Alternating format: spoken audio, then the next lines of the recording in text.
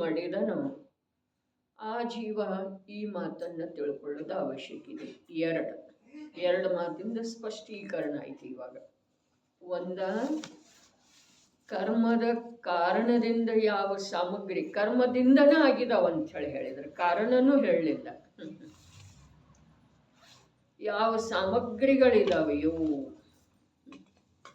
ಆ ಸಾಮಗ್ರಿಗಳ ಜೀವನಿಗೆ ಸುಖದ ಕಾರಣ ಇಲ್ಲ, ಒಂದು ಮಾತು. ಮತ್ತು ಆ ಜೀವನಿಗೆ ಅಥವಾ ಯಾವುದೇ ಜೀವನಿಗೆ ಅವುಗಳದ್ದೇನು ಸಂಯೋಗ ಆಗ್ತಿದೆ ಅದೇ ಜೀವ ಪೂರ್ವದೊಳಗೆ ಮಾಡಿರುವಂಥ ಕರ್ಮದ್ದು ಅದಾವು. ಅದರಿಂದ ಜೀವನಿಗೆ ಸುಖ ಆಗೋದು ಸಾಧ್ಯ ಇಲ್ಲ, ಅವು ಸುಖದ ಕಾರಣ ಇಲ್ಲ. ಈಗ ಇಲ್ಲಿ ಇನ್ನೊಂದು ಸಿದ್ಧಾಂತ ಕಾರಣ ಕಾರ್ಯದ್ದು ಏನ, ಯಾವುದ ಕಾರ್ಯರೂಪದಿಂದ ಪರಿಣಮಿಸಿದೆಯೋ ಅದುವೇ ಅದರದ ಕಾರಣ ಇದೆ. ಹಾಗಾದ್ರೆ ಈ ಯಾವ ದೇಹಾದಿಗಳ ಕರ್ಮದ ಕಾರಣದಿಂದ ಆಗಿದಾವೆ ಅಂದಮೇಲೆ, ಕರ್ಮದ್ದನ ಕಾರ್ಯ ಅದಾವಂದ ಮೇಲೆ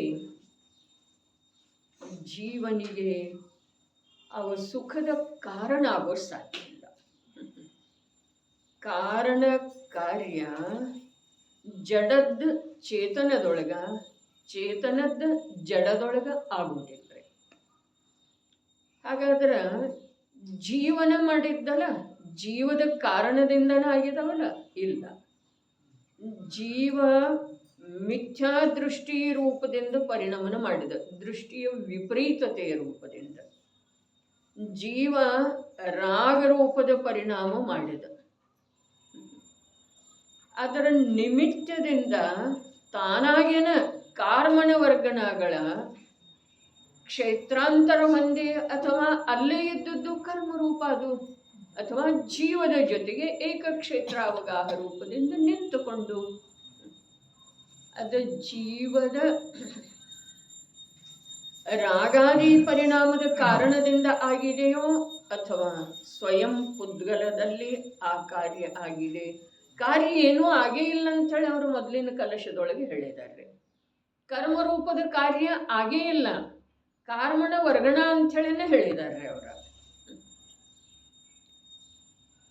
ಇನ್ನು ಯಾಕೆ ಕಾರ್ಮಣ ವರ್ಗಣ ಅಂಥೇಳಿ ಹೇಳಿದರು ಅಂತಂದ್ರೆ, ಅವುಗಳಲ್ಲೇ ಪರಿಣಮನ ಕರ್ಮರೂಪದ ಆಗಿದ್ರೂ ಕೂಡ ಆ ಕರ್ಮರೂಪದ ಕಾರ್ಯ ಅಥವಾ ಪರಿಣಮನಕ್ಕ ಕಾರ್ಮಣ ವರ್ಗಣಗಳ ಕಾರಣದವು, ಜೀವದ ವಿಕಾರಿ ಭಾವ ಕಾರಣ ಅಲ್ಲ. ಈ ವಿಷಯವನ್ನು ಅಲ್ಲಿ ಪಾಠಕರು ತಿಳ್ಕೊಳ್ಳೋದಿದೆ. ಇಲ್ಲೇನು ತಿಳ್ಕೊಳ್ಳೋದಿದೆ, ಆ ಕಾರ್ಮಣ ವರ್ಗಣಾದ ಪರಿಣಮನ ರೂಪದ ಯಾವ ಕರ್ಮ ಇದೆಯೋ ಅದರ ಕಾರ್ಯ ಅದಾವ ಅಥವಾ ಅವೇ ಅದಾವ, ಯಾವ ದೇಹಾದಿ ಸಾಮಗ್ರಿಗಳು. ಅಂದ್ರೆ ಇಲ್ಲಿ ಅಭೇದ ರೂಪದಿಂದ ಏನು ತಿಳಿಯೋದಿದೆ ಅಂತಂದ್ರೆ, ಕಾರಣ ಕಾರ್ಯತನ ಒಂದು ಸ್ವಲ್ಪ ಲಕ್ಷ್ಯ ಇಡೋದ್ರೆ, ಕಾರಣ ಕಾರ್ಯತನ ಉದ್ಗಲದಲ್ಲೇನ ಸಂಭವಿಸಿದೆ. ಅದು ಯಾವುದರ ಕಾರಣ ಮತ್ತು ಯಾವುದ ಕಾರ್ಯ, ಕಾರ್ಮಣ ವರ್ಗಣ ಕಾರಣ, ದೇಹಾದಿ ಸಾಮಗ್ರಿಗಳ ಕಾರ್ಯ. ತಿಳಿತೇನ್ರಿ? ಅದು ಜೀವನಿಗೆ ಏನಾದರೂ ಹೇಗೆ ಮಾಡೋ ಸಾಧ್ಯ ಇದೆ, ಇದು ಒಂದು ಸಿದ್ಧಾಂತ. ಎರಡನೇ ಮಾತು ಇದೆ, ಜೀವದಲ್ಲಿ ಎಲ್ಲಿಯವರೆಗೆ ದೃಷ್ಟಿಯ ವಿಪರೀತತೆ ಇರ್ತಿದೆ, ಎಲ್ಲಿಯವರೆಗೆ ಪರಪದಾರ್ಥಕ್ಕೆ ಸಂಬಂಧಿಸಿದ ಹಾಗೆ ರಾಗಾದಿ ಭಾವಗಳಿರ್ತವೆ, ಅಲ್ಲಿಯವರೆಗೆ ದುಃಖ ರೂಪದ ಕಾರ್ಯ ಆಗ್ತಿದೆ ಜೀವದಲ್ಲಿ. ಕಾರಣ ರಾಗಾದಿ ಭಾವ, ಕಾರ್ಯ ದುಃಖದ ವೇದನೆ. ಹಾಗಾದ್ರೆ ಈ ದುಃಖ ಮತ್ತು ರಾಗಾದಿ ಭಾವ ಇವುಗಳದ್ದೇನಿದೆ, ಇವುಗಳ ದುಃಖ ಮತ್ತು ರಾಗಾದಿ ಭಾವಗಳದ್ದ ಅದರೊಳಗೆ ಚೇತನದ ಅಂಶ ಇದೆ ಅಂದ್ರೆ, ದುಃಖ ಮತ್ತು ರಾಗಾದಿ ಭಾವ, ಅದರೊಳಗೆ ಚೇತನದ ಅಂಶ ಇಲ್ಲ. ಯಾವಾಗ ಚೇತನ ತನ್ನ ಚೈತನ್ಯದ ಮೂಲಕ ಚೇತನತ್ವದ ಸ್ವೀಕಾರ ಮಾಡ್ತಾನೋ ಆವಾಗ ರಾಗದ್ದ ಮತ್ತು ದುಃಖದ್ದ ಎರಡರದ್ದು ಸಂಬಂಧ ಬಿಟ್ಟು ಹೋಗ್ತಿದೆ ಅವನಿಗೆ. ಯಾವಾಗ ಚೈತನ್ಯ ಸ್ವರೂಪದ ಆತ್ಮ ತನ್ನ ಚೈತನ್ಯತ್ವದ ಸ್ವೀಕಾರ ಮಾಡ್ತಾನೋ ಆವಾಗ ಆ ಚೈತನ್ಯತ್ವದೊಳಗೆ ರಾಗ ಇಲ್ಲ ಅಂದ ಮೇಲೆ ಆ ರಾಗ ಯಾರ್ದು ಇದೆ?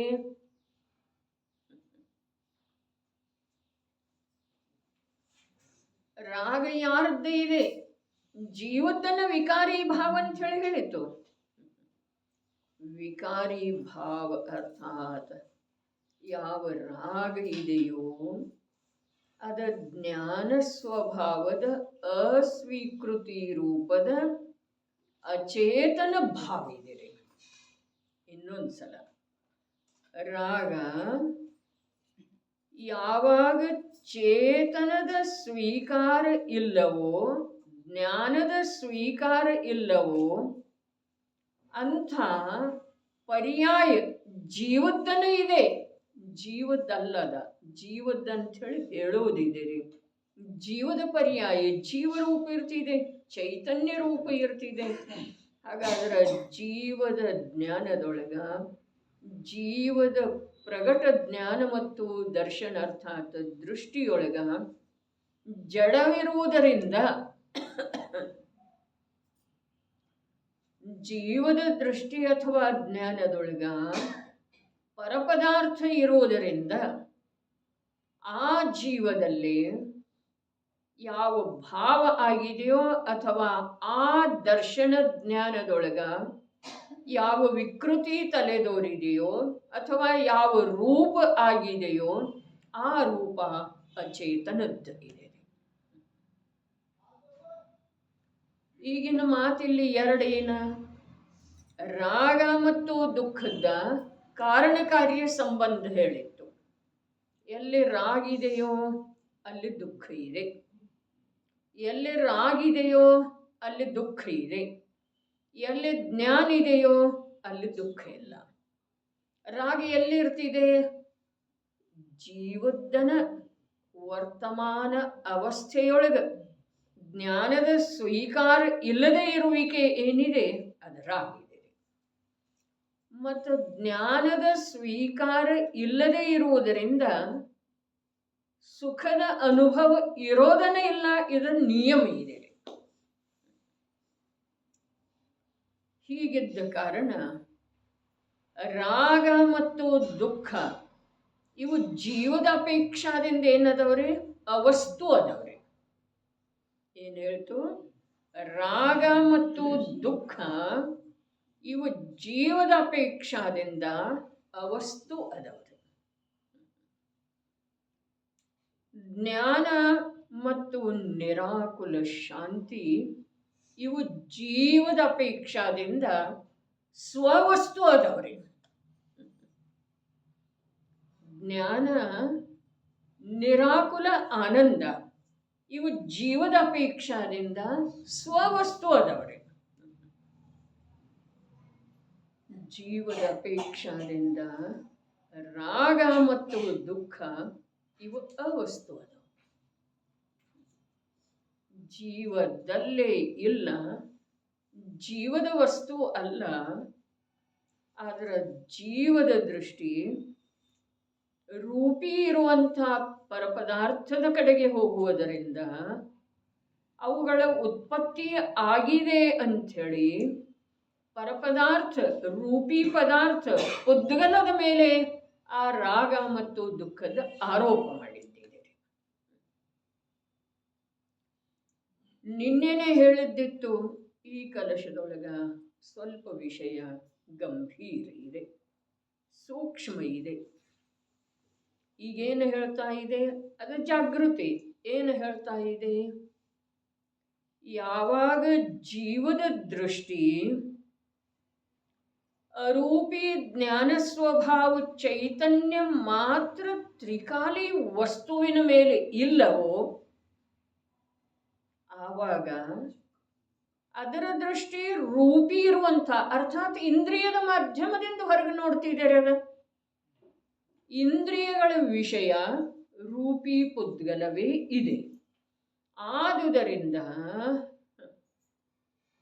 ಜೀವದ ದೃಷ್ಟಿ ಜ್ಞಾನದೊಳಗ ಅರೂಪಿ ಚೈತನ್ಯ ಮಾತ್ರ ವಸ್ತು ನಿಜ ಪದಾರ್ಥದ ಸ್ವೀಕಾರ ಎಲ್ಲಿಯವರೆಗೆ ಇಲ್ಲವೋ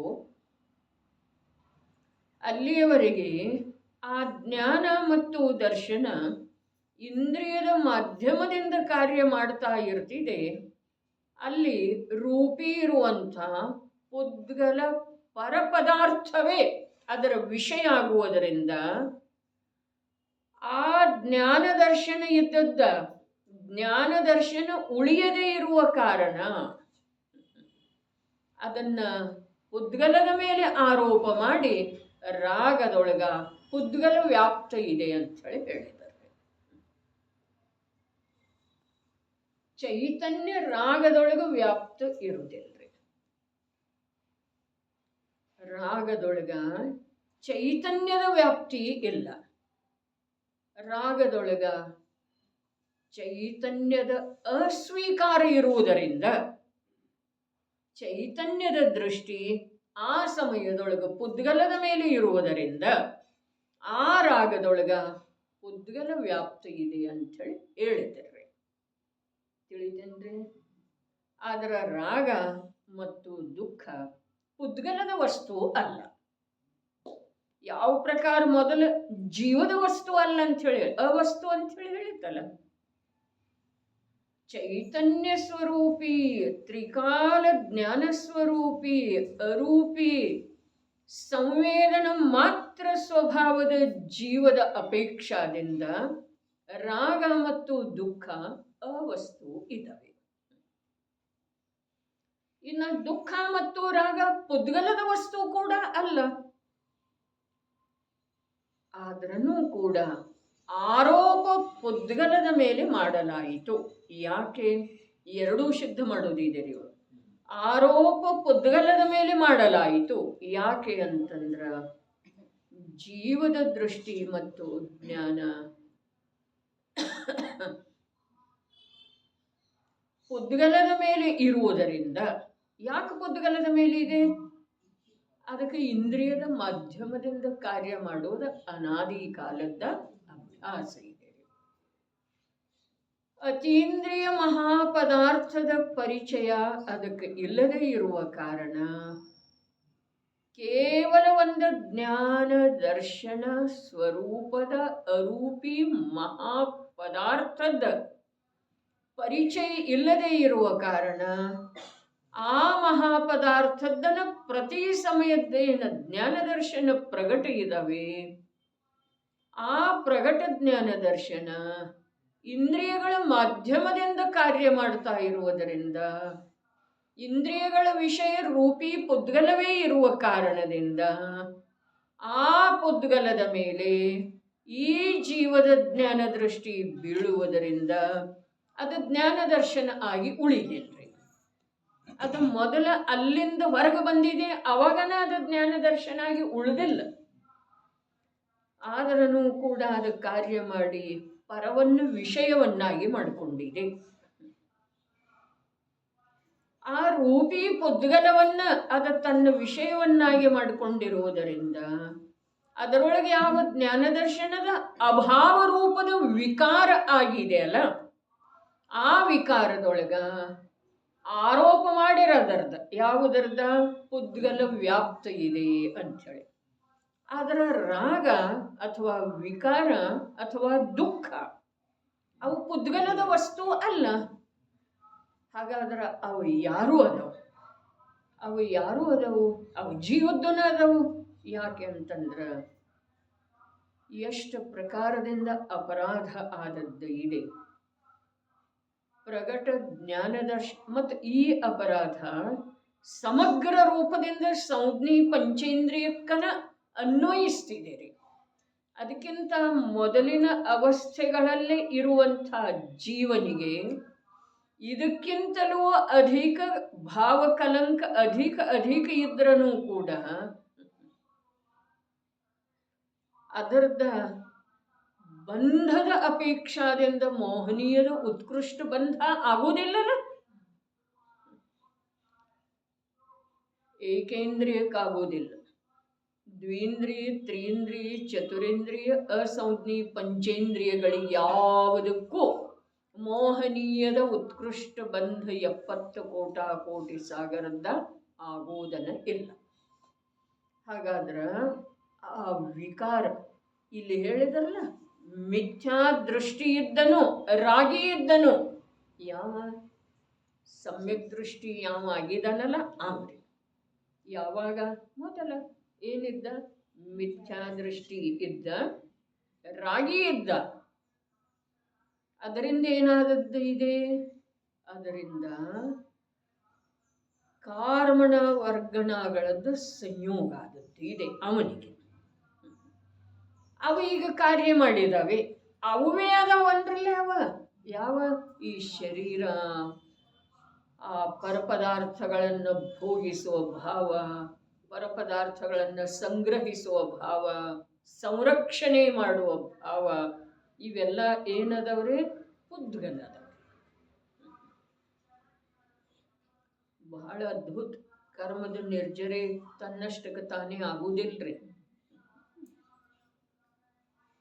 ಸಂಸಾರ ರೂಪದ ದುಃಖದ ಆಳವಾದ ಸಾಗರದೊಳಗೆ ಮುಳುಗುತ್ತಾ ಇರುವಂಥ ಜೀವನಿಗೆ ಇದ್ದಕ್ಕಿದ್ದ ಹಾಗೆ ಸುಲಭವಾಗಿ ಮೋಕ್ಷದ ಪ್ರಾಪ್ತಿ ಆಗುವುದಿಲ್ಲ. ಅರೆ, ಜೀವದ ಸಂಸ್ಕಾರ ಏನಿದೆ, ಆ ಸಂಸ್ಕಾರ ಬಿಟ್ಟು ಹೋಗೋದ ಈ ಸಂಜ್ಞಿ ಪಂಚೇಂದ್ರಿಯ ಅವಸ್ಥೆಯೊಳಗ ನಿಜವಾಗಿ ಪ್ರತಿ ಸಮಯದ ಪ್ರಯತ್ನದಿಂದ ಸಂಭವ ಆಗುವುದಿದೆ. ಎಲ್ಲಿ ಪ್ರಯತ್ನ ಇಲ್ಲಲ್ಲ, ಬಹಳ ಅದ್ಭುತ ಮಾತಿದೆ. ಏನ್ ಮಾಡುದ? 5 ಇಂದ್ರಿಯ ಅಸಂಜ್ಞೆಯವರೆಗೆ ಯಾವ ಬಂಧ ಆಗುತ್ತಿತ್ತಲ್ಲ, ಸಂಜ್ಞಿ ಪಂಚೇಂದ್ರಿಯ ಆದ ನಂತರ ಅವ ತನ್ನ ಕಾರ್ಯವನ್ನ ಮಾಡಲಿಲ್ಲ ಅಂತಂದ್ರ ಆ ಎಲ್ಲವುಗಳಲ್ಲಿ ಆಗ್ತಾ ಇರುವಂಥ ಬಂಧದ ಅನಂತ ಗುಣಿತ ಬಂಧ ಇಲ್ಲಿ ಆಗ್ತಿದೆ. ಕರ್ಮದ ವ್ಯವಸ್ಥೆ ಹೀಗೆ ಇದೆ, ವಿಭಾವದ ತೀವ್ರತೆ ಹೀಗೆ ಇದೆ. ಅರೆ, ನಿಶ್ಚಲವಾಗಿ ಕುಳಿತಿದ್ದಾನೆ. ವಿಚಾರ ಮಾಡ್ರಿ. ಸರ್ವಸಂಗ ಪರಿತ್ಯಾಗ ಮಾಡಿರುವಂಥ, ಮುನಿ ಅವಸ್ಥೆಯನ್ನು ಅಂಗೀಕಾರ ಮಾಡಿರುವಂಥ, 28 ಮೂಲ ಗುಣಗಳದ್ದ ಸಮಗ್ರ ರೂಪದಿಂದ ತಿಳುವಳಿಕೆ ಪೂರ್ವಕ ಆಚರಣೆ ಮಾಡ್ತಾ ಇರುವಂಥ, ಸ್ವಪರ ಭೇದ ವಿಜ್ಞಾನದಿಂದ ರಹಿತ ಇರುವಂಥ ಜೀವನಿಗೆ ಬಾಹ್ಯದೊಳಗೆ ಬುದ್ಧಿಪೂರ್ವಕ ಒಂದೂ ಜೀವದ ಹಿಂಸೆ ಆಗುವುದಿಲ್ಲ, ಯಾವ ಜೀವಕ್ಕೆ ಬಾಧೆ ಆಗುವುದಿಲ್ಲ, ಯಾವುದೇ ಜೀವದ ಮನ ವಚನ ಕಾಯಗಳಿಗೆ ತೊಂದರೆ ಆಗುವಂಥ ಪ್ರವೃತ್ತಿ ಅವನದಾಗುವುದಿಲ್ಲ. ಆದ್ರೆ ಅವನಿಗೆಷ್ಟು ಬಂಧ ಆಗ್ತಾ ಇದೆಯಲ್ಲ, ಅಷ್ಟು ಬಂಧ ಅಸಂಜ್ಞಿ ಪಂಚೇಂದ್ರಿಯ ಭೋಗದೊಳಗ, ಹಿಂಸೆಯೊಳಗ, ಕಾದಾಡುವುದರೊಳಗ ಪ್ರವೃತ್ತ ಇದ್ರೂ ಕೂಡ ಅಷ್ಟು ಬಂಧ ಅದಕ್ಕಾಗುತ್ತೆ. ಇದು ನಿಯಮ ಹೀಗೆ ಇದೆ ರೀ. ಅರೆ, ಕರ್ಮ ಸಿದ್ಧಾಂತದ ಸ್ವಲ್ಪ ಅವಲೋಕನೆ ಮಾಡಿದ್ರ ಒಂದೇ ಒಂದು ಕರ್ಮದ್ದಲ್ಲ, ಮೋಹನೀಯದ್ದ ಉತ್ಕೃಷ್ಟ ಬಂಧ ಯಾರಿಗಾಗ್ತಿದೆ? ಸಂಜ್ಞಿ ಪಂಚೇಂದ್ರಿಯ ಪರ್ಯಾಪ್ತ ಜೀವಕ್ಕಾಗ್ತಿದೆ, ಅಪರ್ಯಾಪ್ತಕ ಆಗುವುದು. ಅದ್ಭುತ ಮಾತು ಇದೆ. ಅರೆ, ಆಗಮದೊಳಗೆ ಹೇಳಿದ್ರು, ಅವ್ರ ಕಾರ್ಯ ಮಾಡಿದಾರಂತ ಹೇಳಿ ಹೇಳಿಲ್ರಿ ತಮ್ಮ ಕಾರ್ಯದ ಮಹಿಮೆಯನ್ನ. ಅವರು ಹೇಳಿದರು, ಸಂಜ್ಞಿ ಪಂಚೇಂದ್ರಿಯ ಪರ್ಯಾಪ್ತ ಏನು ಅವಸ್ಥೆ ಪ್ರಾಪ್ತ ಆದದ್ದು ಇದೆ, ಆ ಅವಸ್ಥೆಯೊಳಗ ಇಂಥದ್ದನ ಸಾಮರ್ಥ್ಯ ಇದೆ. ಎಂಥದ್ದ? ಸ್ವ ಮತ್ತು ಪರಗಳ ಮಧ್ಯದೊಳಗಿನ ಸೂಕ್ಷ್ಮ ಅಂತರವನ್ನ, ಭೇದವನ್ನ, ಸಂಧಿಯನ್ನ ಬಿಡಿಸುವಂಥದ್ದು ಒಂದು ಉತ್ಕೃಷ್ಟ ಸಾಮರ್ಥ್ಯ ಇದೆ ರೀ. ಮತ್ತು ಆ ಕಾರ್ಯ ಆಗಲಿಲ್ಲ ಅಂತಂದ್ರ ಅಲ್ಲಿ ಉತ್ಕೃಷ್ಟ ಸಂಸಾರದ ಬಂಧ. ಸಾಮರ್ಥ್ಯನ ಅಂಥದ್ದಿದೆ ರೀ. ವಿಚಾರ ಮಾಡ್ರಿ. ಸಾಮಾನ್ಯ ನಮ್ಮನ್ನು ನಾವು ಬಿಟ್ಟು ವಿಚಾರ ಮಾಡೋನು ರೀ. ಮೊದಲ ನಮ್ಮನ್ನು ನಾವು ಬಿಟ್ಟು ವಿಚಾರ ಮಾಡೋನು. ಇಂದು ಮನುಷ್ಯ ಅವಸ್ಥೆಯಲ್ಲಿ ಇರುವಂಥ ಬುದ್ಧಿಜೀವಿಗಳ ಎಲ್ಲೆಲ್ಲಿ ಪ್ರವೃತ್ತಿ ಮಾಡ್ತಾ ಇದ್ದಾರೆ, ಯಾವ್ಯಾವ ಪ್ರಕಾರದ ಕರ್ತೃತ್ವದ ಅಭಿಮಾನದಿಂದ ಉನ್ಮತ್ತ ಆಗ್ತಾ ಇದ್ದಾರೆ, ಅದರ ಫಲ ಎಷ್ಟು ಭಯಾನಕ ಇದೆ. ಯಾವುದೇ ಕ್ಷೇತ್ರ ಇರಲಿ, ಅದ ಧಾರ್ಮಿಕ ಕ್ಷೇತ್ರನ ಅಂಥೇಳಿ ಹೇಳಲಿಲ್ಲ. ಬುದ್ಧಿಜೀವಿಗಳ್ರಿ, ಅದಕ್ಕೆ ಮಂದ ಬುದ್ಧಿಗೆ ಆಗುವುದಿಲ್ಲ ಅಷ್ಟು ಬಂಧ ಇವನಿಗೆ ಆಗ್ತಿದೆ.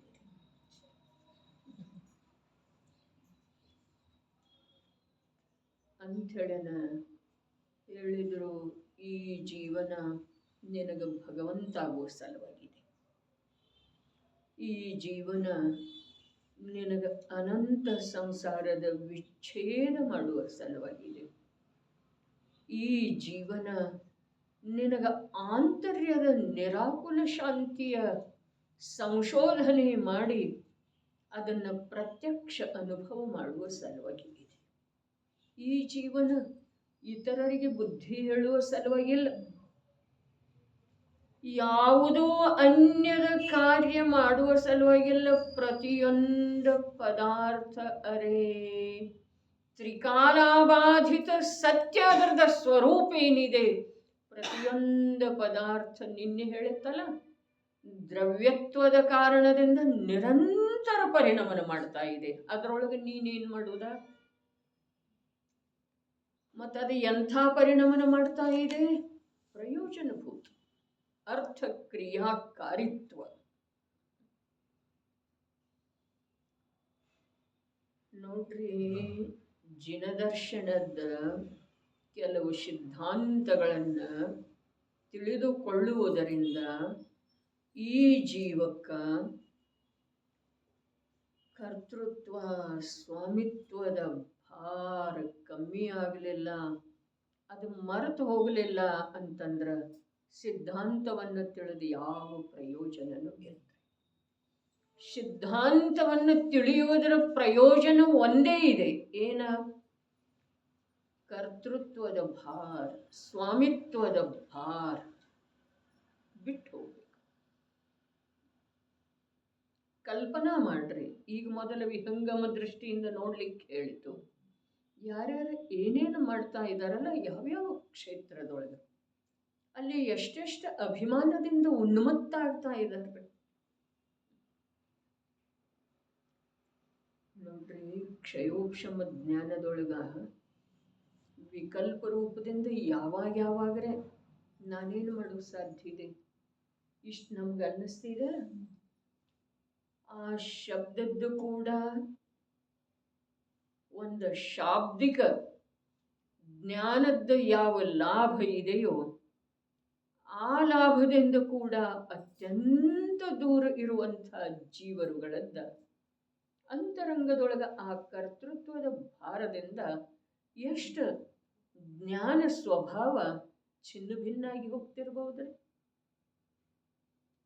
ವ್ರತ ಪಾಲನೆದ್ದು ಹೇಳ್ರಿ, ಶಾಸ್ತ್ರಾಭ್ಯಾಸದ್ದು ಹೇಳ್ರಿ, ಒಂದೇನೆ ಎರಡ್ರಿ, ಯಾವುದೇ ಕ್ಷೇತ್ರದೊಳಗೆ ಅರೆ ನಾನೇನೂ ಮಾಡೋ ಸಾಧ್ಯ ಇಲ್ಲ. ಒಂದು ದ್ರವ್ಯದೊಳಗೆ ಇನ್ನೊಂದು ದ್ರವ್ಯದ ಸ್ಪರ್ಶ ಇಲ್ಲ, ಪ್ರವೇಶ ಇಲ್ಲ.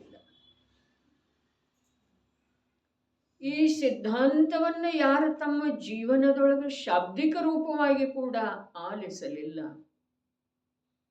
ಆ ಶಬ್ದದ ಒಂದು ಅಂಶ ಕೂಡ ಯಾರಿಗೆ ಪ್ರಗಟ ಜ್ಞಾನದೊಳಗೆ ಪರಿಚಯ ಇಲ್ಲ, ಅವರ ಜೀವನ ಕರ್ತೃತ್ವದ ಭಾರದಿಂದ ಎಷ್ಟು ಚಿನ್ನ ಭಿನ್ನಾಗಿ ಹೋಗ್ತಿದೆ.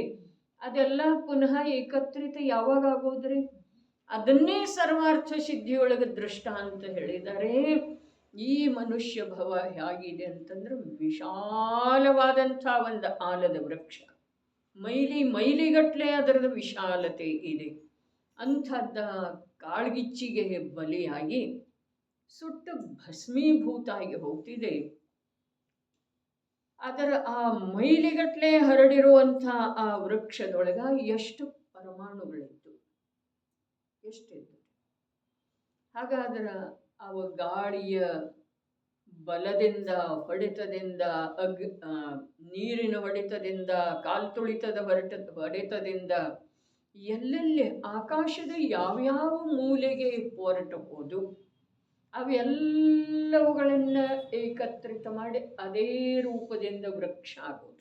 ಏಕತ್ರಿತ ಆಗಿ ಮಾಡಿ ಅಂಥೇಳಿ ಹೇಳೋದು ಅದು ತಪ್ಪರೆ, ಮಾಡೋರು ಯಾರ ಹಾಗೆ ಅದೇ ಪ್ರಕಾರ ವೃಕ್ಷ ರೂಪದಿಂದ ನಿರ್ಮಾಣ ಆಗೋದು ಎಷ್ಟು ಕಠಿಣ ಇದೆ ರೀ. ಅಸಂಭವದ ಹಾಗೆ ಇದೆ ರೀ, ಆದ್ರೂ ಕೂಡ ಆಗ್ತಿದೆ. ಆ ಪ್ರಕಾರ ಇದೆ ಈ ಮನುಷ್ಯ ಜೀವನ ಪ್ರಾಪ್ತ ಆದ ನಂತರ. ನಾನೇನು ಪರದೊಳಗೆ ಮಾಡೋದು ಸಾಧ್ಯ ಇಲ್ಲ, ಇದಕ್ಕೆ ತತ್ವದ ಅಭ್ಯಾಸನ ಬೇಕು, ಹೀಗೇನಿಲ್ರಿ. ಅನೇಕ ಬಾರಿ ವಿಫಲತೆ ಕಂಡು ಬಂದ ನಂತರ ಅದರದ ಒಂದು ಸ್ವಲ್ಪ ಮನವರಿಕೆ ಆಗ್ತಿದೆ ಏನಿಲ್ರಿ, ನಾನೇನೂ ಮಾಡೋದು ಸಾಧ್ಯ ಇಲ್ಲ ಅಂತ ಹೇಳಿ ಎಷ್ಟೋ ಸಾವಧಾನ ಇರುವ ವೇಳೆದೊಳಗೂ ಕೂಡ ಕಾರ್ಯ ನಮ್ಮ ಇಚ್ಛೆಯ ವಿರುದ್ಧ ಆಗ್ತಿದೆ ಅಲ್ಲ. ಯಾವುದರೊಳಗೆ? ಯಾವುದೆಲ್ಲ ಪದಾರ್ಥದೊಳಗರೆ. ಹಾಗಾದ್ರೆ ಯಾವ ಜೀವಕ್ಕ ಕರ್ತೃತ್ವದ ಅಭಿಮಾನದ ಕುರಿತಾಗಿ ಪಶ್ಚಾತ್ತಾಪ ಆಗುವುದಿಲ್ಲ, ಆ ಜೀವದ ಚೈತನ್ಯ ಅಖಂಡ ಏಕ ಪ್ರಕಾರವಾಗಿ ಚಿನ್ನ ಭಿನ್ನ ಆಗ್ತಾ ಇದೆ. ಅದನ್ನೇ ನಾವು ಆಗಮದ ಶಬ್ದದಲ್ಲಿ ಹೇಳಿದರನು ಕೂಡ ತಿಳ್ಕೊಳ್ಳೋದನ್ನ ಕಠಿಣ ಇದೆ. ಏನು ಹೇಳಬಹುದಾಗಿದೆ? ಈ ಜೀವದ ಒಂದು ಸಮಯದ ವಿಕಾರಿ ಭಾವದೊಳಗ ಅಸಂಖ್ಯಾತ ಲೋಕ ಪ್ರಮಾಣ ಭೇದಗಳಿದ್ದಾವೆ, ಅಶುದ್ಧಿಯ ಭೇದಗಳು. ಅಂದ್ರೆ ಇದರ ಅರ್ಥ ಏನ? ಅಂದ್ರನ ಇದರ ಅರ್ಥ ಇದೆ ಅಷ್ಟ ಅಸಂಖ್ಯಾತ ಲೋಕ ಪ್ರಮಾಣ ರೂಪದಿಂದ ನಿನ್ನ ವರ್ತಮಾನ ಚೈತನ್ಯ ಸಾಮರ್ಥ್ಯ ಹರಡಿ ಹೋಗ್ತಿದೆ, ವಿಖರಿಸಿ ಹೋಗ್ತಿದೆ ಅಂದಮೇಲೆ ಅದನ್ನು ಏಕತ್ರಿತಗೊಳಿಸಿ ಸ್ವಭಾವದ ಕಡೆಗೆ ಒಯ್ಯೋದ ಭವಿಷ್ಯದ ಕಾಲದೊಳಗೆ ಕಠಿಣ ಆಗೋದಿಲ್ಲ ಅಂತ ಆಗೋದು ಅಥವಾ ಇಲ್ರಿ? ಈಗ ಸಾಮರ್ಥ್ಯ ಇರುವೆಳೆದೊಳಗ ಈ ವಸ್ತು ವ್ಯವಸ್ಥೆಯನ್ನು ನಾವು ತಿಳಿಲಿಲ್ಲ. ತಿಳಿಯುವುದು ಅನಿವಾರ್ಯ ಇದೆ ರೀ, ತಿಳಿಯುವುದು ಅತ್ಯಂತ ಅವಶ್ಯಕ ಇದೆ ರೀ. ಇಲ್ಲ ಅಂತಂದ್ರ ಭವರೂಪದ ಸಾಗರದೊಳಗ ಜನ್ಮ ಮರಣವೆಂಬ ಮೊಸಳೆಯ ಮುಖದೊಳಗ ನಿನ್ನ ಪ್ರವೇಶ ನಿಯಮದಿಂದ. ಮಾತು ಕಠಿಣ ಎಷ್ಟಿದೆಯೋ ಅಷ್ಟೇ ರುಚಿ ಇತ್ತು. ಭವದ ಭಯ ಉತ್ಪನ್ನ ಆಗಿತ್ತು ಅಂತಂದ್ರೆ ಸುಲಭ ಆಗೋದಿದೆ. ಅದ ಭವದ ಭಯ ಉತ್ಪನ್ನ ಆಗಿಲ್ಲ ನಮಗ. ಆಗಮದ ಶಬ್ದಗಳನ್ನ ಹೇಳ್ತೇವ್ರಿ. 4 ಗತಿಗಳಲ್ಲಿ ಜೀವ ಎಷ್ಟು ದುಃಖ ಅನುಭವ ಮಾಡಿದ, ನರಕದೊಳಗಿನ ದುಃಖದ ವರ್ಣನೆಯನ್ನು ಶಬ್ದದಿಂದ ಹೇಳ್ತೇವೆ, ಶಬ್ದದ ಮಾಧ್ಯಮದಿಂದ ತಿಳ್ಕೊಂಡಿದ್ದೇವೆ ಅನ್ನಿಸ್ತಿದೆ. ಆದರೆ ನಮಗೆ 4 ಗತಿಗಳ ದುಃಖದ್ದ, ಸಂಸಾರ ದುಃಖದ್ದ, ಪರಾಧೀನತೆಯಿಂದ, ಕರ್ಮದ್ದ, ಅರೇ ದೇಹ ವಶತೆಯ ದುಃಖದ್ದು ಕೂಡ ನಮಗೆ ವಾಸ್ತವಿಕ ಒಂದು ಅಂಶ ಕೂಡ ಪರಿಚಯ ಆಯ್ತು. ಅಂಥೇಳಿ ಬೇಕಾದಂಥ ದೊಡ್ಡ ಅಪಘಾತದೊಳಗ ಅತ್ಯಂತ ಬೀಭತ್ಸ ದೃಶ್ಯ ಕಂಡು ಬರುವಂಥ ಅವಸ್ಥೆಗೆ ಒಂದು ಜೀವ ಗುರಿಯಾಗಿದ್ರೂ ಕೂಡ ಭಾಗ್ಯದಿಂದ ಕಾಲಾಂತರದಿಂದ ಅವ ರಿಪೇರಿ ಆದ ಅಂತಂದ್ರೆ ಅದನ್ನು ಮರೆತು ಬಿಡ್ತಾನೆ. ಅಂದ್ರೆ ನಮಗೆ ದುಃಖ. ಹಾಗಾದ್ರೆ ಅದನ್ನೇ ಹಿಡ್ಕೊಂಡು ಕೂಡೋದು, ಅದನ್ನ ಹಿಡ್ಕೊಂಡು ಕೂಡು ಮಾತಿಲ್ಲ. ಅಂಥದ್ದು ಹಿಂದೆ ಹೇಳಿದ್ದನಲ್ಲ, ದೊಡ್ಡದಾದಂಥ ಲಾರಿ ಹೋಗ್ತಾ ಇರ್ತಿದೆ, ಸಣ್ಣ ಸಣ್ಣ ಕ್ರಿಮಿ ಇರ್ತಾವೇನಿಲ್ರಿ. ಇದು ತಿಳಿದು ಬರುವಂಥ ವಿಷಯ ಇದೆ ನಮ್ಗೆ. ದೊಡ್ಡದಾದಂಥ ಭಾರ ತುಂಬಿರುವಂಥ ಲಾರಿ, ಟ್ರಕ್ ಹೋಗ್ತಾ ಇರ್ತಿದೆ. ದೊಡ್ಡ ದೊಡ್ಡ ಗಾಲಿ ಇದಾವೆ, ಚಕ್ರ ಇರುವೆ ಅಂಥವ, ಹಾರುವಂಥವು ದೊಡ್ಡ ಇಷ್ಟಿಷ್ಟು ಜೀವಗಳು ಕೂಡ, ಇಷ್ಟಿಷ್ಟು ದೇಹ ಇದ್ದದ್ದು ಜೀವಗಳು ಕೂಡ. ಅರೆ ಎಷ್ಟೋ ಬಾರಿ ಎಲ್ಲರೂ ನೋಡಿದ್ದೇ ಇದೆ, ನಾಯಿ ಅಂಥವು ಕೂಡ ರೀ, ಕಾಣಿಸುವಂಥವು ದೊಡ್ಡ ದೇಹದ್ದು, ಗಾಲಿಗೆ ಸಿಕ್ಕ, ಚಕ್ರಕ್ಕೆ ಸಿಕ್ಕ ರೋಡ್ ಮೇಲೆ ಸಾಯ್ತಾವೇನಿಲ್ರಿ. ಹಾಗಾದ್ರೆ ಅಂಥ ಅವಸ್ಥೆಯೊಳಗ ನಾವು ತಾವ ಎಷ್ಟು ಬಾರಿ ಹೇಳೋದ ಸಾಧ್ಯಲ್ಲ ಅಂಥ ದುಃಖಕ್ಕೆ ಗುರಿಯಾಗಿದ್ದೇವ್ರಿ. ಎಷ್ಟು ಬಾರಿ. ಮತ್ತು ಇದು ಎಷ್ಟು ಜೀವನ ಇದೆ ರೀ, ಸುಭದ್ರವಾದಂಥ ಮನೆಯೊಳಗ ಎಷ್ಟಿದೆ ಈ ಜೀವನ, ಅದು ಅನಂತ ಅನಂತ ಅನಂತ ಇದೆ ರೀ. ಆದ್ರೆ ನಮಗೆ ಆ ಭವಸಾಗರದ ದುಃಖದ ಒಂದು ಅಂಶ ಕೂಡ ಅಂದಾಜನ ಬರ್ತಾ ಇಲ್ರಿ. ಇನ್ನು ಬಂದ್ರೆ ಏನು ಮಾಡಬಹುದಾಗಿದೆ, ಬಂದ್ರೆ ಏನು ಮಾಡಬಹುದಾಗಿದೆ? ಅರೆ ಏನೂ ಮಾಡೋದಲ್ಲ, ಮಾಡೋ ಅಭಿಮಾನ ಬಿಟ್ಟು ಹೋಗಬಹುದಾಗಿದೆ.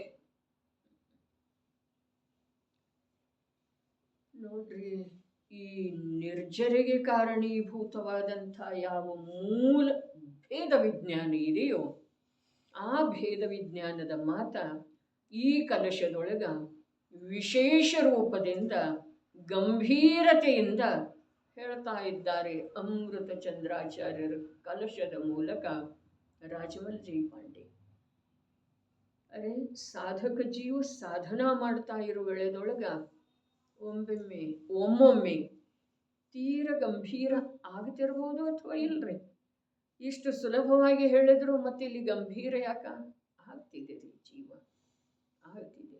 ಯಾವುದೇ ಒಂದು ಕಾರ್ಯ ಮಾಡುವ ವೇಳೆದೊಳಗ 4 ರೊಟ್ಟಿ ಮಾಡೋದಿತ್ತು ಅಂತಂದ್ರೆ ಪರಿಣಾಮ ಒಂದೇ ಪ್ರಕಾರ ಇರ್ತಿದೆಯೇನಪ್ಪ. ಒಮ್ಮೊಮ್ಮೆ ಅದರ ಕುರಿತಾಗಿ ತೀವ್ರ ಪ್ರೀತಿ ಇರ್ತಿದೆ, ಒಮ್ಮೊಮ್ಮೆ ಉದಾಸ ಇರ್ತಿದೆ.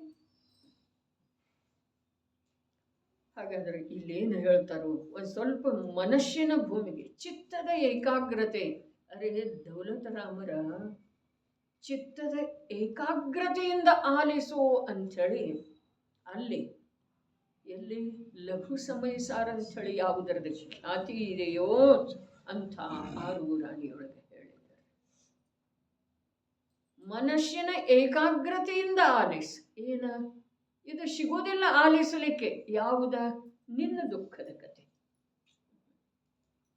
ನಿನ್ನ ದುಃಖದ ಕಥೆ. ಅರೆ ನಾನು ದುಃಖಿನ ಇದ್ದೇನೆ ಅಂದಮೇಲೆ ದುಃಖದ ಕಥೆಯನ್ನು ಕೇಳೋದು. ದುಃಖಿ ಇದ್ದೀಯಪ್ಪ, ನಿರಂತರ ಈ ಸಮಯದೊಳಗೂ ಕೂಡ ನೀನು ದುಃಖಿನ ಇದ್ದೀ. ಆದ್ರೆ ಆ ದುಃಖದ ಕಾರಣ ಏನ? ಈ ದುಃಖಕ್ಕಿಂತ ನೀನು ಎಷ್ಟೆಷ್ಟು ದುಃಖದ ಅನುಭವ ಮಾಡಿದಿ. ದುಃಖದ ಕಥೆ ಹೇಳೋರು ಯಾರಿಲ್ಲ ಬಬಿತ. ಕಟ್ಟು ಕಥೆ ಹೇಳ್ತಾರೆ, ನೀ ಹೀಗೆ ಮಾಡ್ಲ, ನಿನಗೆ ಅನುಕೂಲ ಇದೆ. ಭಾರುಡಿದೆ ರೀ ಎಲ್ಲ ಅಸತ್ಯ ಇದೆ. ಏನ ಲೋಕದೊಳಗೆ ಯಾರ್ಯಾರು ಏನೇನು ಹೇಳ್ತಾರಲ್ಲ ಸುಖದ ಮಾತುಗಳನ್ನ, ಅದಕ್ಕೆ ಒಂದೇ ಬುದ್ಧಿಯಲ್ಲಿ ಚಂದದ ಮಾತಂ ಕೇಳದೆ ಒಂದೇ ಬುದ್ಧಿಯಲ್ಲಿ ನೆನೆಯುವ ಮನುಜಗೆ ಮೋಕ್ಷ. ನಾನಾ ಪ್ರಕಾರದ ಚಂದದ ಮಾತನ್ನ ಕೇಳಬೇಡ. ಎಲ್ಲ ಅವ್ರ ಮೇಲಷ್ಟೇ ಹೇಳ್ತಾರೆ, ಒಳಗಿನ ಮಾತು ಹೇಳವ್ರಂತಂದ್ರೆ ಸರ್ವಜ್ಞ ಪ್ರಭುನ. ಯಾಕಂದ್ರೆ ಒಳಗಿಂದ ಯಾರು ತಿಳಿಯೋದೇ ಇಲ್ಲ, ಅವ್ರು ಹೇಗೆ ಹೇಳಲಿಕ್ಕೆ ಸಾಧ್ಯ ಇದೆ? ಸರ್ವಜ್ಞ. ಸರ್ವ ಅಂತಂದ್ರೆ ಅಲ್ಲೇನು ಹೇಳಿದ್ರು? ದೂರದಲ್ಲಿರುವಂಥದ್ದು ಮತ್ತು ಗುಪ್ತ ಇರುವಂಥದ್ದು, ಸೂಕ್ಷ್ಮ. ಅರೆ ಕಾಲ ಸಾಪೇಕ್ಷ, ಕ್ಷೇತ್ರ ಸಾಪೇಕ್ಷ, ದೂರ ಮತ್ತು ಸೂಕ್ಷ್ಮ ವಸ್ತುವನ್ನು ಯಾರು ತಿಳಿತಾರೋ ಅವರು ಸರ್ವಜ್ಞ. ಸೂಕ್ಷ್ಮ ಯಾವುದ? ಅಂತಃತತ್ವನ ಸೂಕ್ಷ್ಮ ಇದೆ. ಆ ಅಂತಃತತ್ವವನ್ನು ನೀನು ಇದುವರೆಗೆ ಕೇಳಲಿಲ್ಲ.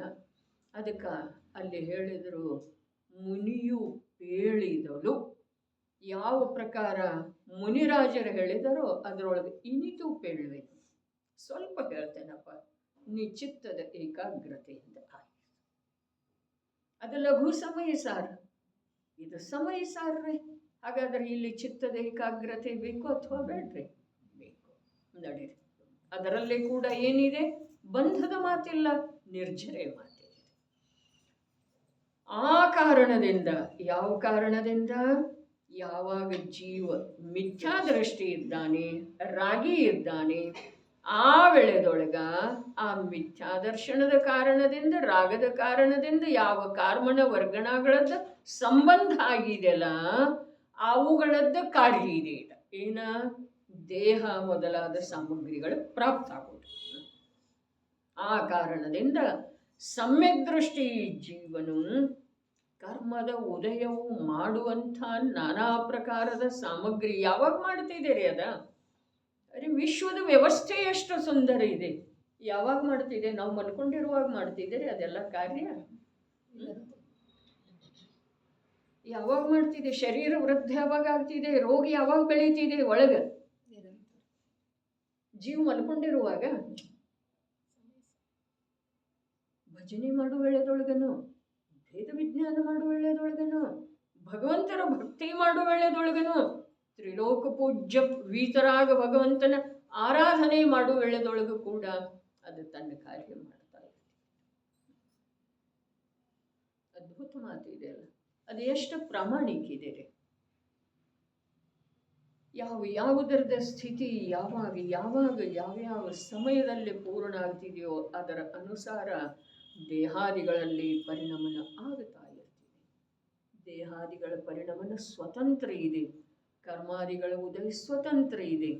ಅದರ ಕರ್ಮದ ಕಾರಣದಿಂದ ದೇಹಾದಿಗಳಲ್ಲಿ ಪರಿವರ್ತನೆ ಆಗೋದು ನಿಮಿತ್ತ ನೈಮಿತ್ತಿಕತೆ ಇದೆ.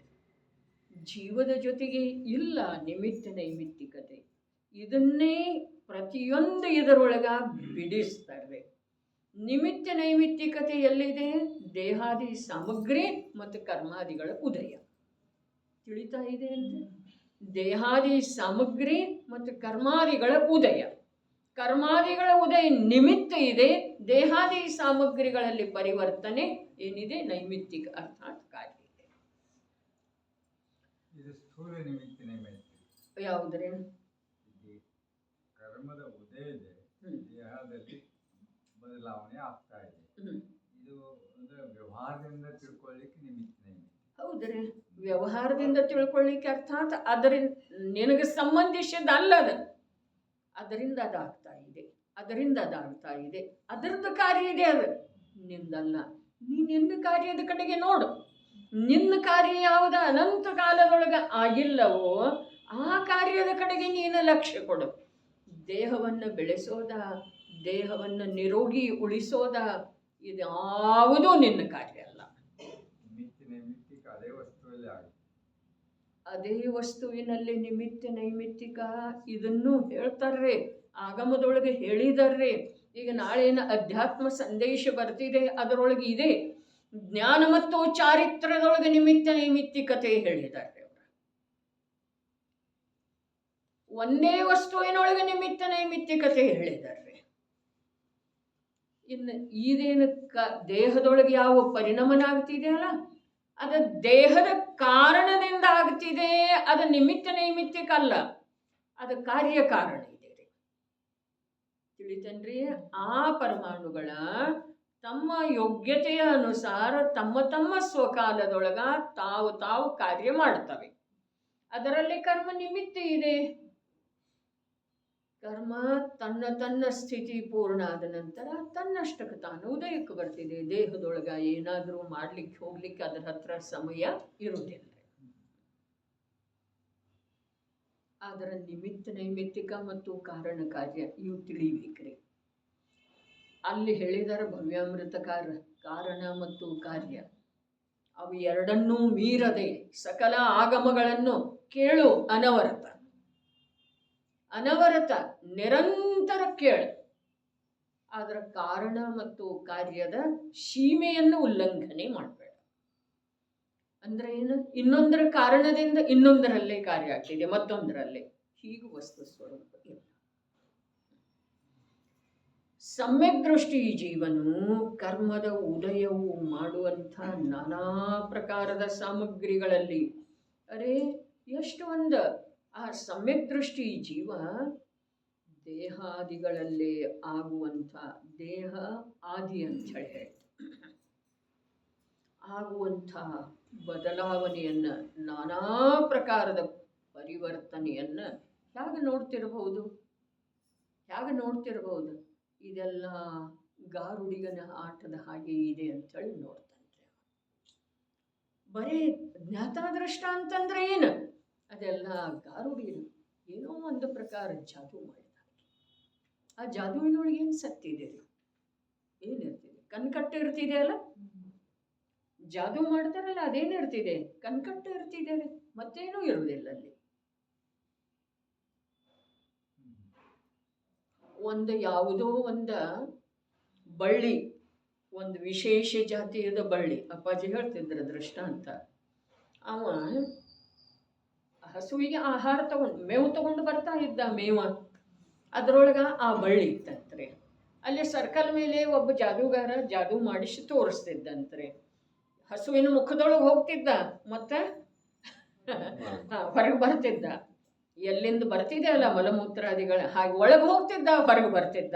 ಜನರೆಲ್ಲ ಆಶ್ಚರ್ಯಚಕಿತಾಗಿ ನೋಡ್ತಾ ಇದ್ರು. ಅವೇನು ಮೇವು ತಗೊಂಡು ಬರ್ತಿದ್ದಲ್ಲ, ಅವ ಅದೇನು ವಿಶೇಷ ಬಳ್ಳಿ ಇರ್ತಲ್ಲ, ಅದರಿಂದ ಇದನ್ನೇನು ನೋಡ್ತಾ ಇದ್ದಾರು? ಅವ ಹಸುವಿನ ಕೆಳಗಿಂದ ಹೋಗ್ತಾ ಇದ್ದಾನೆ, ಹಸುವಿನ ಕೆಳಗಿಂದ ಬರ್ತಾ ಇದ್ದಾನೆ ಅಂಥೇಳಿ ಅವನು ನೋಡಿದ. ಆಗ ಅದನ್ನು ಕೇಳಿದವ, ಅವ ಯಾವ ಮಾಡ್ತಿದ್ದ, ಅವನ ಜೊತೆಗಾರ ಇನ್ನೊಬ್ಬ, ಅವ ಬಂದ ಆ ಮೇವಿನ ಆ ಗಂಟೆ ಏನಿತ್ತಲ್ಲ ಅದರೊಳಗಿಂದ ಆ ಬಳ್ಳಿಯನ್ನು ಎಳೆದ. ಅವಾಗ ಅವನು ಬಾಯಿ ಬಿಟ್ಟು ನೋಡ್ಕೊಂತ ನಿಂತಂದ್ರೆ. ಹೀಗೆ ಕಣ್ಕಟ್ಟು ಇದೆ ಜಾದು ಅಂದ್ರೆ. ಇದನ್ನ ಈ ಕಣ್ಕಟ್ಟು ಯಾವ ಪ್ರಕಾರ ಇದೆ ಅಲ್ಲ, ಆ ಪ್ರಕಾರ ಆ ಸಮ್ಯಕ್ ದೃಷ್ಟಿ ಜೀವ ಶರೀರದ ಆಗು ಹೋಗುಗಳನ್ನು, ಧನ ಬರೋದ ಹೋಗೋದ, ಜಗಳ, ವಾದ ವಿವಾದ, ಹಾಸ್ಯ, ಆನಂದ, ಸುಖ ಮನ್ನಿಸೋದ, ಇದೆಲ್ಲ ನೋಡ್ತಾ ಇರ್ತಾನ್ರಿ. ಆದ್ರೆ ಅವನಿಗೆ ಏನು ಆಗೋದಿಲ್ಲ. ಇದರ ಹೆಸರು ಜ್ಞಾತಾದೃಷ್ಟ. ಏನು ಹೇಳಿದರೆ ಇಲ್ಲಿ ನಡೆಯಿರಿ. ಕರ್ಮದ ಸಾಮಗ್ರಿಗಳಲ್ಲಿ ಇದು ಬಹಳ ಅದ್ಭುತ ಇದೆ ನೋಡ್ರಿ. ಕರ್ಮದ ಸಾಮಗ್ರಿಗಳಲ್ಲಿ ಯಾವುದೇ ಸಾಮಗ್ರಿಯು ಜೀವನಿಗೆ ಸುಖದ ಕಾರಣವಿದೆ ಎಂದು ಮನ್ನಿಸೋದು. ಯಾವುದೇ ಅಂದರೆ ಯಾವುದರೆ? ನಿರೋಗಿ ಶರೀರ, ವೃತ ರೂಪದ ಪರಿಣಾಮ. ಆ ಪರಿಣಾಮ ಏನಿದೆ ರೀ? ಕರ್ಮೋದಯದಿಂದ ಆಗಿರುವಂಥದ್ದು ಇದೆ. ಶುಭ ಪರಿಣಾಮ. ಶುಭ ಪರಿಣಾಮ ಜೀವ ಮಾಡೋ ಸಾಧ್ಯ ಇಲ್ಲ ಸೋದಾತಾಯಿ. ಸಮ್ಯಕ್ ದೃಷ್ಟಿ ಜೀವ ಕೂಡ ಅಶುಭ ವಂಚನಾರ್ಥ ಶುಭದಲ್ಲಿ ಪ್ರವೃತ್ತಿ ಮಾಡ್ತಾನಂತ ಹೇಳಿ ಹೇಳ್ತಾರ್ರಿ. ಹೌದೇನಿಲ್ರಿ? ಅಶುಭದಿಂದ ತಪ್ಪಿಸಿಕೊಳ್ಳುವ ಸಲುವಾಗಿ ಶುಭದೊಳಗೆ ಪ್ರವೃತ್ತಿ ಮಾಡ್ತಾನೆ. ಕಥನ ಬರ್ತಿದೆ ಆಗಮತ್. ಅಶುಭ ವಂಚನಾರ್ಥ. ಆದ್ರೆ ಆ ಅಶುಭ ವಂಚನಾರ್ಥ ಅಂಥೇಳಿ ಏನು ಹೇಳುವುದಿದೆನ, ಅದು ಶುಭಾರ್ಥದಿಂದ ಶುಭದೊಳಗೆ ಪ್ರವೃತ್ತಿ ಮಾಡುವುದಿಲ್ಲ. ಅದು ಒಂದು ಹೇಳಿದ್ರಿ, ಏನ ಅಶುಭದಿಂದ ಬಿಡುಗಡೆ ಒಂದು ಸಲುವಾಗಿ. ಆದರೆ ಶುಭದೊಳಗೆ ಬರುವ ಸಲುವಾಗಿ ಶುಭದಲ್ಲಿ ಪ್ರವೃತ್ತಿ ಅವ ಮಾಡುವುದಿಲ್ಲ. ಶುದ್ಧಾರ್ಥಿ ಇರ್ತಾನ್ರಿ ಅವ.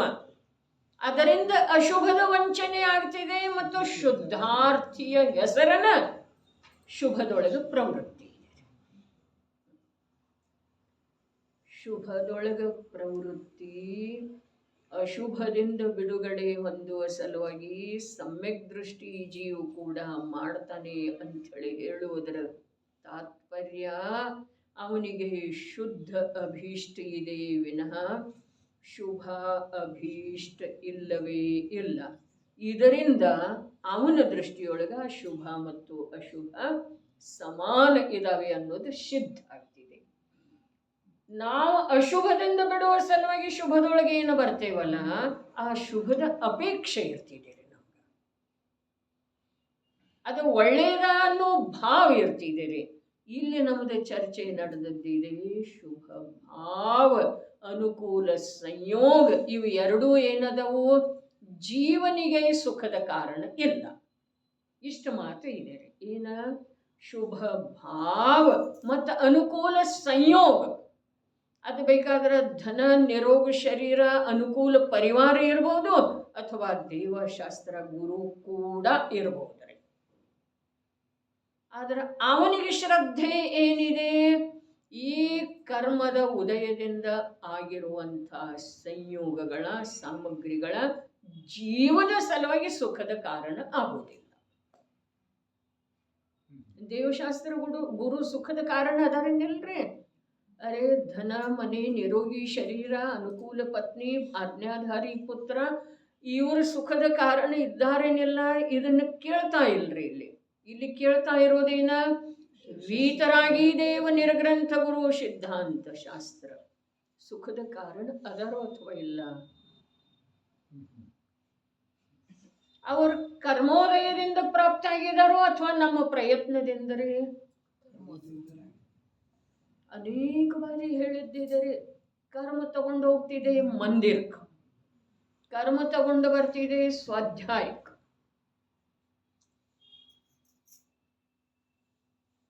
ಹಾಗಾದ್ರೆ ಆ ಉದಯದ ಸಾಮಗ್ರಿ ರೂಪದ ಯಾವ ದೇವಶಾಸ್ತ್ರ ಗುರುಗಳಿದ್ದಾರೆ, ಅವರ ಅರೂಪಿ ಚಿದಾನಂದ ಘನ ಸ್ವರೂಪದ ಆತ್ಮನಿಗೆ, ಜೀವನಿಗೆ ಸುಖದ ಕಾರಣ ಇದ್ದಾರೇನಾ? ದೀರ್ಘ ವಿಚಾರ ಮಾಡೋದ್ರಿ. ಇಲ್ಲೇನ ಸಾಮಗ್ರಿ ಹೇಳಿದ್ರು, ಸಾಮಗ್ರಿ ಅರೇ ಸಾಕ್ಷಾತ್ ಭಗವಂತ ಮತ್ತು ಭಗವಂತನ ಕುರಿತಾಗಿ ಭಕ್ತಿಯ ಭಾವ ಇದೆಯಲ್ಲ, ಆ ಭಾವ ಕೂಡ ಏನಾಯ್ತು? ಅದೇನಾಯ್ತ? ಸಾಮಗ್ರಿ ಆಯ್ತು. ಅದು ಜೀವನಿಗೆ ಸುಖದ ಕಾರಣ ಆಗುವುದಿಲ್ಲ. ಭಕ್ತಿ ಮಾಡುವ ವೇಳೆದೊಳಗೆ ದುಃಖ ಇದೆ, ಏನು ಸುಖ ಇದೆ? ಇದು ಒಳ್ಳೆಯ ಪ್ರಶ್ನೆ ಅಲ್ಲ. ಭಗವಂತನ ಭಕ್ತಿ ಮಾಡುವ ವೇಳೆದೊಳಗೆ ದುಃಖ ಇದೆ, ಏನು ಸುಖ ಇದೆ? ಹೋಗ್ಲಿ, ಇದಕ್ಕೆ ಉತ್ತರ ನೀವು ಕೊಡಲಿಕ್ಕೆ ಮನಸ್ಸು ಮಾಡದಿದ್ರ ಭಗವಂತನ ಭಕ್ತಿ ಮಾಡುವ ವೇಳೆದೊಳಗೆ ನಿರಾಕುಲ ಆತ್ಮಿಕ ಆನಂದ ಇದೆ, ಪರಸನ್ಮುಖ ಪ್ರವೃತ್ತಿ ಇದೆ ರೀ, ಪರಾಶ್ರಿತ ಇದೆ ರೀ. ಹಾಗಾದ್ರೆ ಪರಾಶ್ರಿತ ಯಾವುದಿದೆಯೋ ಅದು ಸ್ವಾಶ್ರಿತ ಸುಖದ ಈಕ್ವಲ್ ಆಗಬಹುದೇನ್ರಿ? ಸಮ ಆಗುವುದಿಲ್ಲ. ಹಾಗಾದ್ರೆ ಅದರಿಂದ ಅದಾಗಬಹುದೇನ? ಪರಾಶ್ರಯದಿಂದ ಸ್ವಾಶ್ರಯ ಆಗಬಹುದೇನ್ರಿ? ಆಕುಲತೆಯಿಂದ ನಿರಾಕುಲತೆ ಆಗಬಹುದೇನ್ರಿ? ಹಾಗಾದ್ರೆ ಭಕ್ತಿ ಮಾಡುವುದೇನಿಲ್ಲ, ಭಗವಂತನ ಭಕ್ತಿ ಮಾಡೋದೇನಿಲ್ಲ, ಭಗವನ್ ಮಂದಿರಕ್ಕೆ ಹೋಗೋದೇನಿಲ್ಲ, ಸ್ವಾಧ್ಯಾಯ ಮಾಡುವುದೇನಿಲ್ಲ, ಶಾಸ್ತ್ರದ ಅರ್ಥ ಮಾಡಿಕೊಳ್ಳೋದೇನಿಲ್ಲ.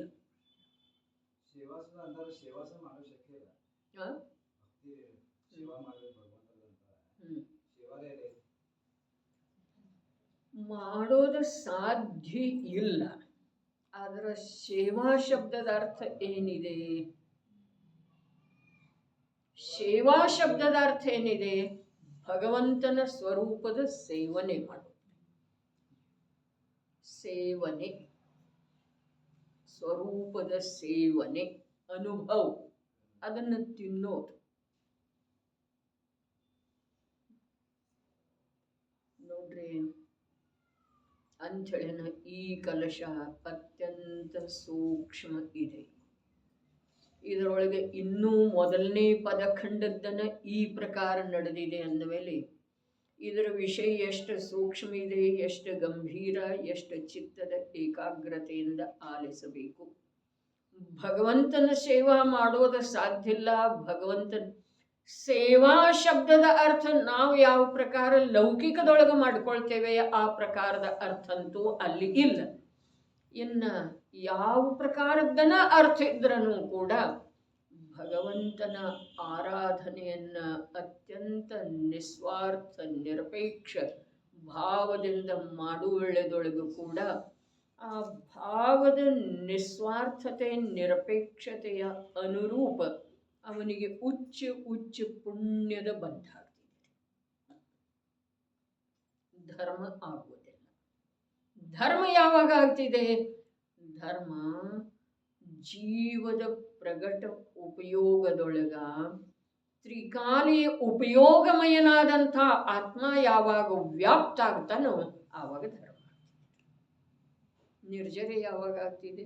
ಆವಾಗನೇ ಆಗ್ತಿದೆ. ಈ ಮಾತು ಭಕ್ತಿ ವೇಳೆಗೆ ಆಗ್ಬೋದು. ಆಗ್ತಿದಿರಲ್ಲ. ಸಮ್ಯಕ್ ದೃಷ್ಟಿ ಜೀವನಿಗೆ ಆಗ್ತಿದೆ ರೀ. ಸಮ್ಯಕ್ ದೃಷ್ಟಿ ಜೀವನ ಸಮ್ಯಕ್ ದೃಷ್ಟಿ ಜೀವನಿಗೆ ಆಗ್ತಿದೆ.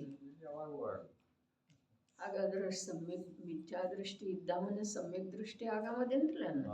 ಮತ್ತೆ ಅವನಿಗೆ ಅರಿವಿಲ್ಲದೆ ಆ ಸ್ವರೂಪದೊಳಗ, ಅದಕ್ಕೆ ಶಬ್ದದಿಂದ ಹೇಳೋ ಸಾಧ್ಯ ಇಲ್ಲ, ಜ್ಞಾನದೊಳಗೆ ತಿಳ್ಕೊಳ್ಳೋ ಸಾಧ್ಯ ಇದೆ ರೀ.